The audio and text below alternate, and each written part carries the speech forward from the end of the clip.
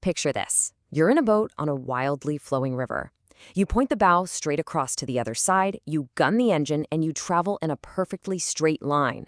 But when you finally hit land, you look around and realize you are nowhere near the point you aimed at. You're way down the riverbank. So what exactly just happened? I mean, why did the river's water seemingly just hijack your path? You didn't steer downstream, right? Your wheel was locked straight ahead. Well, this illusion of hijacked motion is a very real, everyday problem, and it sits right at the core of what physicists call relative velocity. Your actual movement wasn't just about your boat's engine, it was your boat's speed layered right on top of the river's speed. By the end of this explainer, you're going to completely master three things. 1, the concept of relative velocity.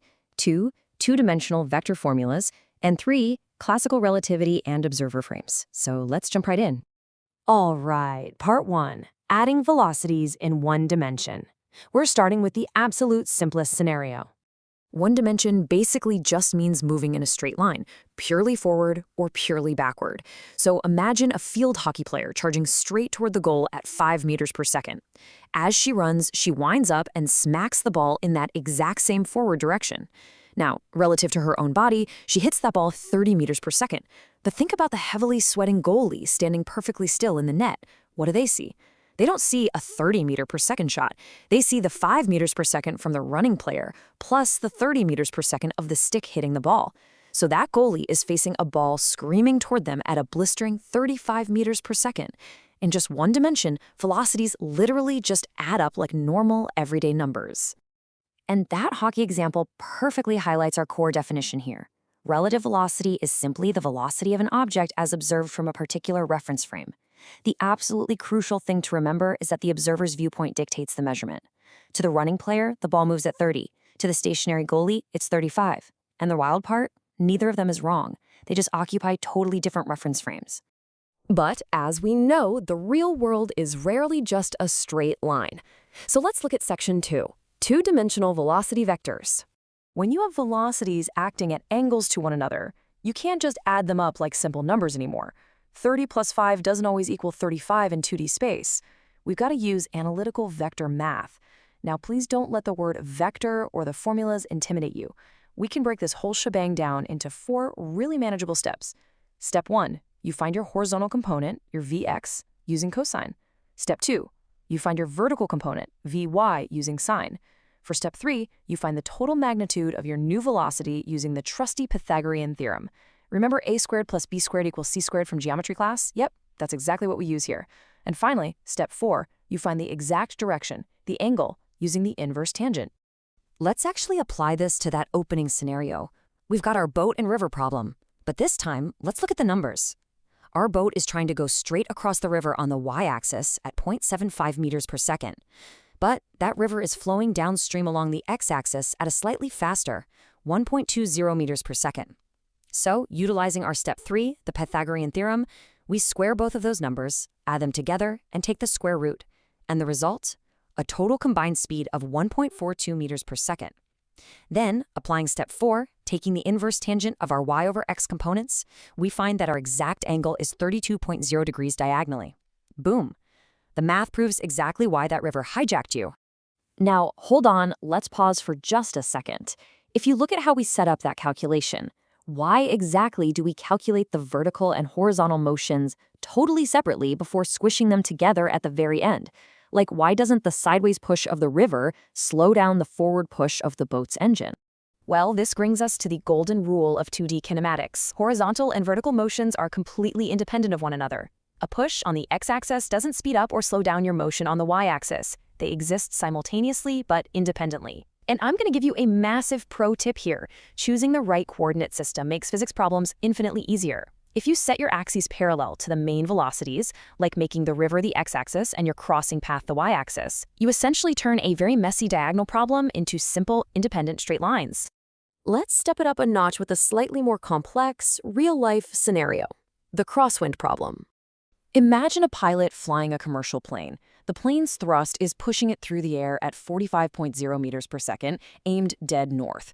But down in ground control, they're looking at their radar and seeing the plane is only actually making 38.0 meters per second, and it's drifting 20 degrees west of north. Now, what's super interesting here is that the total velocity relative to the ground is actually slower than the plane's own thrust.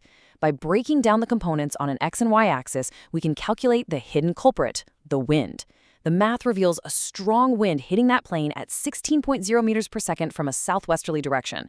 That crosswind is basically doing double duty. It's pushing the plane sideways to the west and acting as a headwind, aggressively fighting its forward progress to the north. All right, now that we have the math firmly under our belts, let's explore Section 4, Classical Relativity and Observer Frames. Centuries ago, Galileo devised this absolutely brilliant thought experiment. Imagine a sailor up at the very top of a tall mast on a fast-moving ship. Suddenly, oops, he drops his binoculars. Now, an observer standing right there on the deck of that moving ship looks up and sees those binoculars fall straight down the mast in a perfectly vertical line. But an observer standing on the shore watching that ship sail past sees something completely different.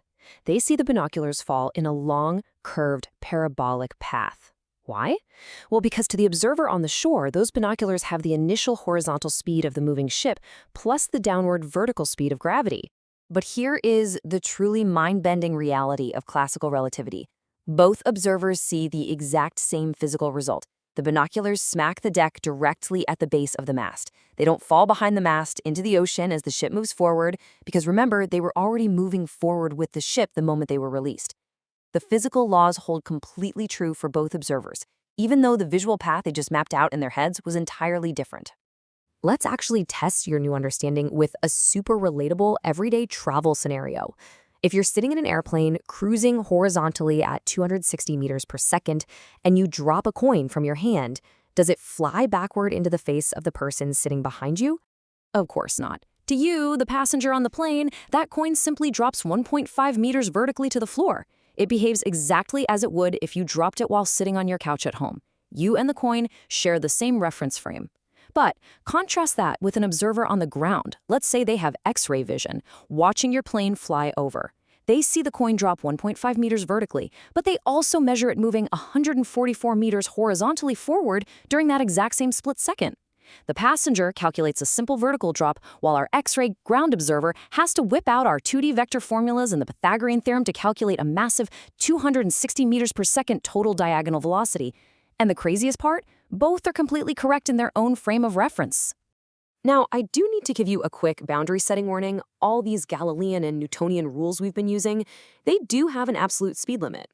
These rules of classical relativity are only perfectly accurate at speeds less than about 1% of the speed of light. That limit is roughly 3,000 kilometers per second. To put that in perspective, if you start dealing with subatomic particles and accelerators or looking at distant galaxies, you have to upgrade to Einstein's modern theory of relativity, where time and length actually start to warp. But for planes, trains, and falling coins, classical relativity works perfectly. We've really covered a lot of ground today. Let's move to our summary and final thought. Let's quickly recap the key takeaways step by step so you have this totally locked in. Number 1, two-dimensional velocities cannot just be added together like simple numbers. They absolutely must be combined using vector components, your sines, cosines, and the Pythagorean theorem. Number 2, the measurement of velocity varies dramatically based on your reference frame. The observer completely dictates the math. And number 3, classical relativity is your go-to toolkit for analyzing the motion of any object moving under 3,000 kilometers per second. But before we wrap up, I want to leave you with a pretty provocative question to chew on. Since every single measurement of velocity changes completely based on the observer, from a hockey rink to a ship to the Earth itself spinning through space, is there any object in the entire universe that is truly, absolutely at rest?